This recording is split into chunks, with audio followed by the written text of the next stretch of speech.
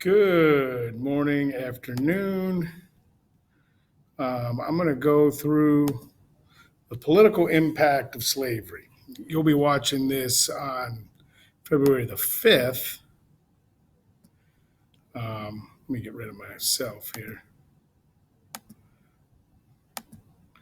Okay, what's the political impact of slavery, and specifically the Missouri Compromise and the Compromise of 1850? Now, we've talked about both of these, but what we're going to look at here is our focus today is how do these compromises keep balance between the North and the South? Um, and then that's our main impact. So first thing is what was the political issue? The political issue was who had more power. So really the increasingly northern and southern politicians came to view each other as members of a hostile camp representing two opposing images of American life, one based on free labor and the other based on slave labor.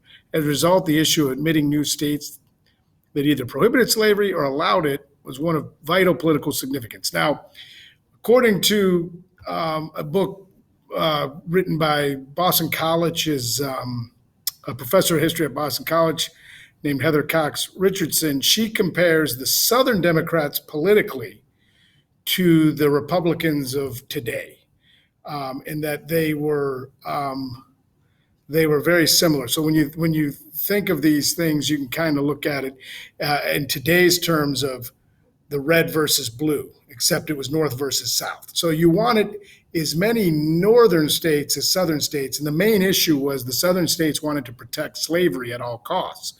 So that became the number one political issue was they wanted to basically promote slavery in the South. And in the North, it wasn't so much that they didn't want slavery, but they didn't like the idea of a small group of landowners controlling everything in the government. And they had already worked out ways to have more political power, like the Three-Fifths Compromise, which even though they claimed their slaves were property, they got to use them in political representation. So it gave them more power than they would have had without it. So they had already worked this out. So this was an issue of political power. Okay, so the Missouri Compromise of 1820 is the first one.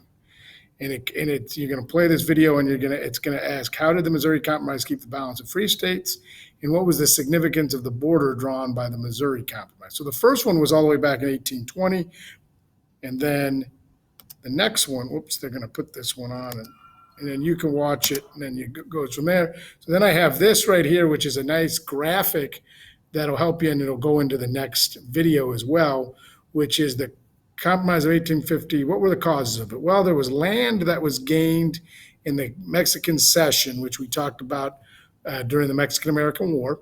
There was a rapid increase in population of California due to the gold rush statehood, and there was a need to balance free and slave states in Congress. Now,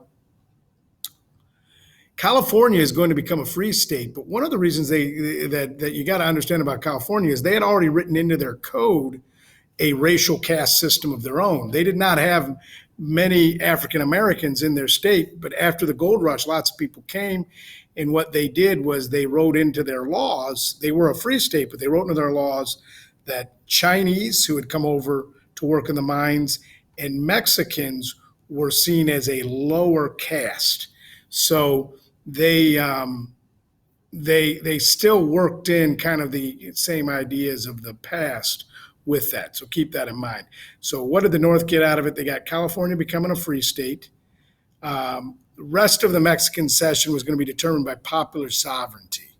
That means people were going to vote on whether they wanted slavery or not.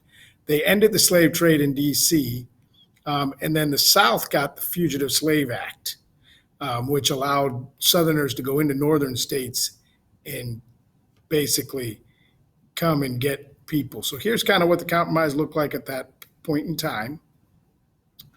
The slave states are in yellow, free states are here, and then you had territory closed to slaveholding up here, and then you had territory open to it depending on the situation. Okay, and then the Compromise of 1850, what did the North get in the Compromise of 1850? What did the South get? And then you play this video. It's not very long. I made it to where just the parts you need. Okay, and that's pretty much it.